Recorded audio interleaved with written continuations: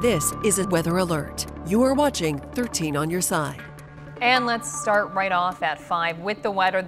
The hot temperatures and high humidity brought those pop-up storms and the threat of tornadoes this afternoon. Yeah, this is what it looked like from the 13 on your side weather chaser on US 131 this afternoon. We had ominous clouds and heavy rains. Yeah, these are some photos sent to us from viewers in the Rockford area of this flooding. This is at a retirement community there at the Oaks of Rockford, a 55-plus living community that's just off 14 Mile and Ritchie.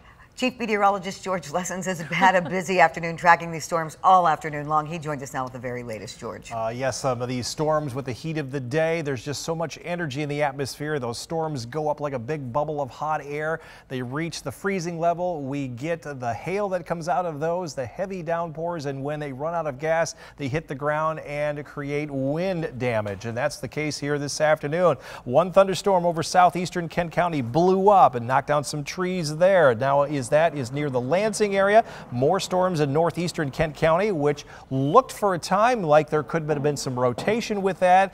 That's why the tornado warnings were for the Grattan area. That's why the warning sirens went off for the entire county, because they cannot isolate the county sirens to just one location. But the storm threat for the Grattan area is now moved into the Greenville, east of the Greenville area on over toward Carson City. But in the wake of those storms, it did produce quite a bit of rain. You saw there in Rockford. Also around 341, 6 to 10 inch diameter branch blocking the left lane of a road there. Nickel-sized hail up around Rockford. This big storm around 140 was in the Cascade area around the 36th and Thornapple River Drive on over to Cascade Road and Snow Avenue, down to trees, and may have done some power lines and golf ball sized hail over in the Clarksville area. All of these storms popping up in the afternoon heat. I think as the afternoon and evening goes on, there will be fewer of these storms, and it'll be a much calmer night here tonight. Yes, it is still hot out there. Temperatures knocked down a little bit because of the rain. 91 Kalamazoo, 79 out at the airport here in Grand Rapids, but the dew points have come on up. Temperatures have dropped, but the dew points have gone up. We're now 70 plus in many locations, and that's the reason why it feels very uncomfortable outside, with heat index readings again as high as 97 down in Kalamazoo. We're not going to forget about the heat after the afternoon storms.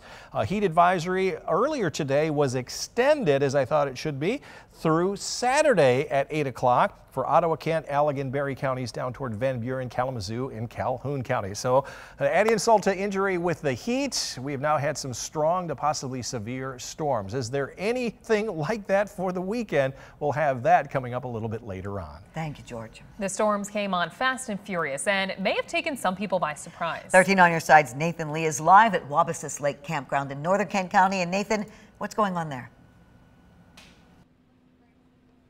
Yes, we're at the Wabassis Lake Campground, and these campers here were hit hard and they were hit fast. I mean, you can see around here, people are starting to recover. A lot of the tents here were ripped up. We had one person say that their awning was destroyed. Now, earlier, we were in that storm chaser car.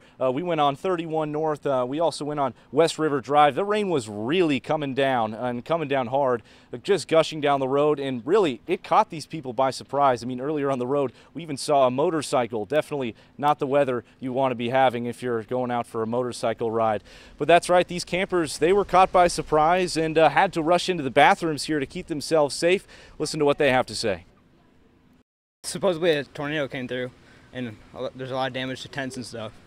So. Yeah, our awning collapsed over there. It's bad. Phone started going off and we sat there for a second and started getting things ready for the storm, and then it started to really come down, so we went to the bathrooms. Now, we did see damage coming into this campground. There was trees that were ripped in half, a tree blocking the road. We'll have a more detailed report of those damages coming up at 6. Thank you. Thank you, Nate. All right, Nathan, and that was live from Kent County Wabassis Campground. And we will continue to cover the weather throughout the evening, so be sure to stay with us on air and line, and of course on the 13 on your side mobile app for the very latest.